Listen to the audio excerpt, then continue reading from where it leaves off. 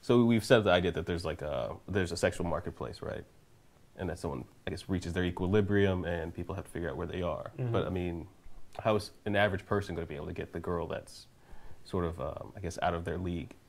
Then, I mean, without having to buy, a fucking Lamborghini, can you really move around in this space? Well, I mean, the first thing to think about is the concept that we all really understand the whole, like, out of our league situation. Mm-hmm. We have some sort of idea of not only where we stand, but sort of where the people around us are standing within the sexual marketplace. Yeah. And I think that's the first thing to examine and to look at. I think we'll at times deny it, and I think that there's a lot of cultural messages that are there and that teach us to deny this thing that we're seeing. I mean, there are movies, plenty of sort of romantic comedies where the whole entire premise is the idea that this whole concept of somebody's in somebody else's league or they're not doesn't exist. Yeah. And it feeds onto a myth, Now, that isn't to say that someone can't move around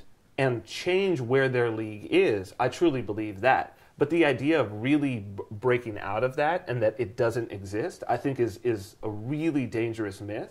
I think that it's that the perpetuation of that myth has both skewed women to the side where they, expect sort of more than they're bringing to the table. And I think for men, it's who I think recognize it a little bit more.